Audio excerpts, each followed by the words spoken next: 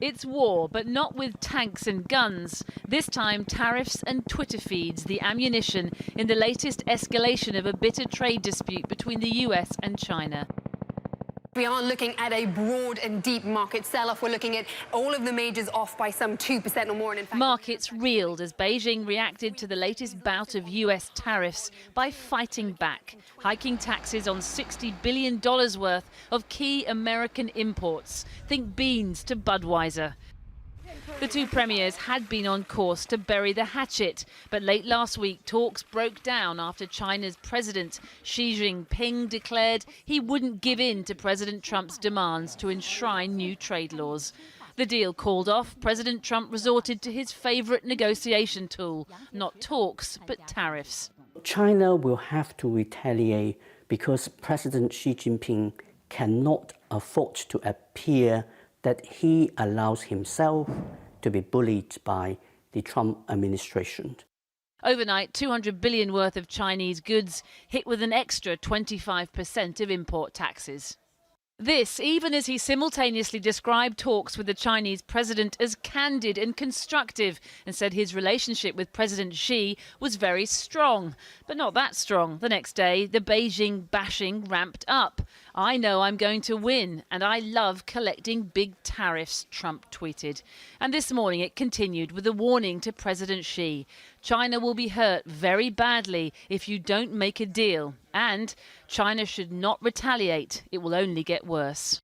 But retaliate they did. Earlier, an official saying this. China will never surrender to external pressure. We have the determination and the ability to safeguard our legitimate rights and interests. China has to take countermeasures.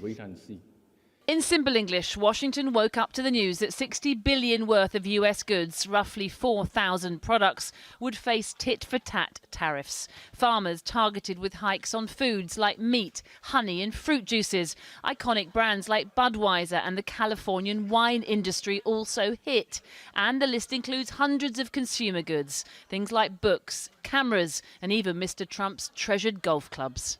Nobody's a winner in a trade war, and while the US economy and manufacturers will inevitably take a hit, China arguably stands to be worse off, given the sheer volume of products it exports to the US, roughly 4 times as much as trade going in the opposite direction. Now, the Chinese economy was already slowing, but a protracted trade battle could potentially make things worse. And ironically, if things get worse for China, then the US and the world economy suffers too. So it's in everybody's interest that the two sides agree some form of deal. The Chinese have never really fully trusted the Americans. They know that at some stage the Americans will respond in a negative way to the rise of China. So they are not totally surprised, but they would have preferred this to come rather a bit later, so one say. As for any immediate thawing, little hope. President Trump has already threatened to slap his 25% tariff on a further $300 billion worth of Chinese imports. A move that would no doubt attract yet more tit-for-tat taxes from Beijing. Siobhan Kennedy reporting. Well, joining us now is Dr. Yu Jie, who researches China's economic diplomacy at Chatham House and who returned, indeed, from China overnight. And Martin Jacques, a senior fellow at the Department of Politics and International Studies at Cambridge University and a visiting professor at Tsinghua University in Beijing. Let me just ask you, Dr. Yu Jie, I mean, we've known this has been rumbling along for some time, at least almost since Trump became president. Now it's flared. Is it a surprise? Well, thank you, John, for having me. I think from the Chinese leadership point of view, this is not a surprise at all, because trade war is only one single element for the comprehensive deterioration of US-China relations. So this doesn't come as a surprise. But what really comes as a surprise is why suddenly, in the last moment, as if the two sides are going to achieve a deal, and Donald Trump has something different to offer. Well, is this, Martin Jacques, about Donald Trump's regime, if you like, or is it actually an endemic problem between America and China? Well, the point of departure is undoubtedly Trump's regime. That's the reason why the relations have deteriorated so markedly over the last period. But I think you've got to see it against a wider backdrop, because it's not just the Republicans. If anything, the Democrats are at least as enthusiastic about protectionism against China as the Republicans. So I think in a much broader way, what is this about? I think it's about America finally coming to the view that the rise of China is a threat to it and a threat to its position in the world, and it wants to try and do something about it. Is that how you read it?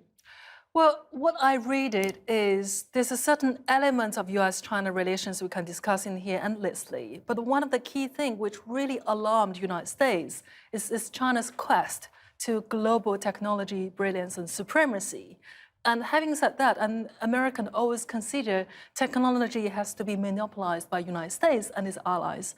But however, China is setting the total opposite example, but acquire those technologies, and therefore is perhaps the last chance to offer the technology blockade towards Beijing. But does this conflict hurt China more than America? Depends how you're counting the numbers game in here. I mean, part of the reason some of the Chinese reformers even cheered for Donald Trump, because precisely if we are talking about China's next step of economic reform, and partially what Donald Trump has asked is what really China's direction would go for in the future. So it depends how you read the signals in here. How do we move from here? I mean, is this going to tumble markets and the rest of it? I mean, are we all in for a rough time, or will they resolve it somehow?